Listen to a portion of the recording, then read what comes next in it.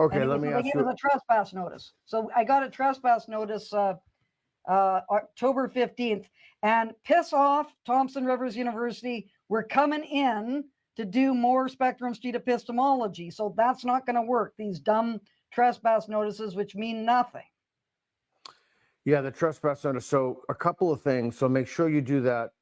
What's the name of that place? Thompson. What is it Thompson again? Rivers University. Rivers University should give back all of its land Yes. stolen to Indigenous Yes. people. I would love to see that, and I think it's very important that they do that effective immediately. I'm sincere. Okay, so let me ask you a question about the Indigenous mass graves. If that makes Indigenous people and leftists and other identitarians feel good, why not let them believe it? Why not let them believe that there were great massacres of Indigenous people and all these graves have discovered? Like, who are you to upset their comfort? Who is Well, Francis? that's the bizarre thing, is that it's claimed that this traumatized or re-traumatized the Aboriginal population. So you would Yeah. think people would want to have it known that it's actually highly improbable that there are children buried at the Kamloops Indian Residential School, so they don't have to have that trauma that they're claimed to have because of the announcement that was made, the false claim that was made by the Kamloops Indian Band on May 27th, 2021. But if they have a trauma, if they have collective trauma, they have a sense of being and belonging. And you're upsetting that by asking them questions and demanding evidence. Well, I guess the question is, do they want to be traumatized, or do they not want to be traumatized? My understanding was that they don't want to be traumatized and they're trying to heal from all the trauma. So if they're trying to heal, then they should be very happy to hear that it's highly improbable that the remains of 215 children are buried on that site.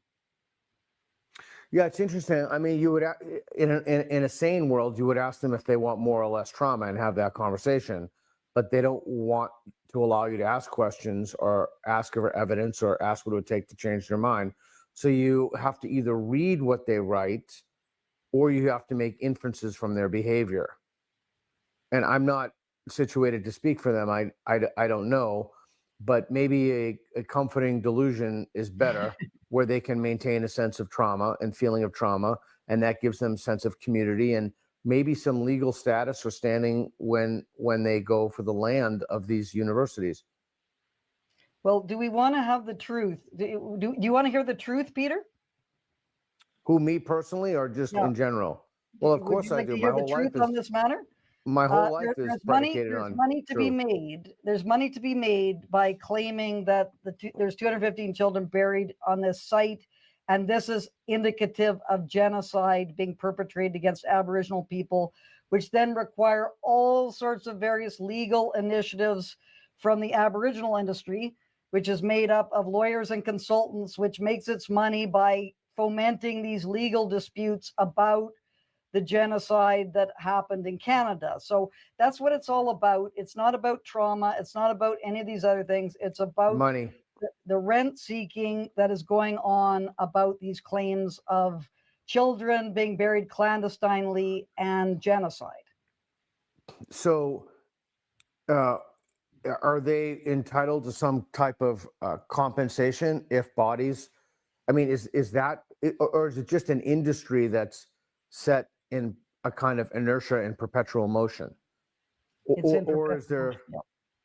It just But accelerates, or it increases the amount of compensation that is demanded, because of course genocide is the most heinous crime that a state can true, commit.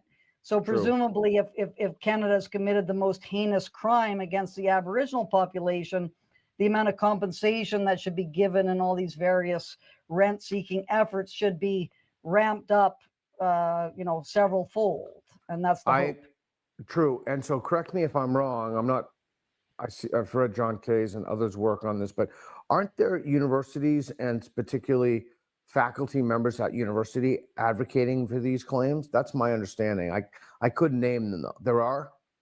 Oh yeah, the two worst perpetrators are Negon Sinclair and Sean Carlton at the University of Manitoba, which is why I really wanted to go to the University of Manitoba. And they are controlling, they and their activist friends are controlling the National Center for Truth, what's called National Center for Truth and Reconciliation,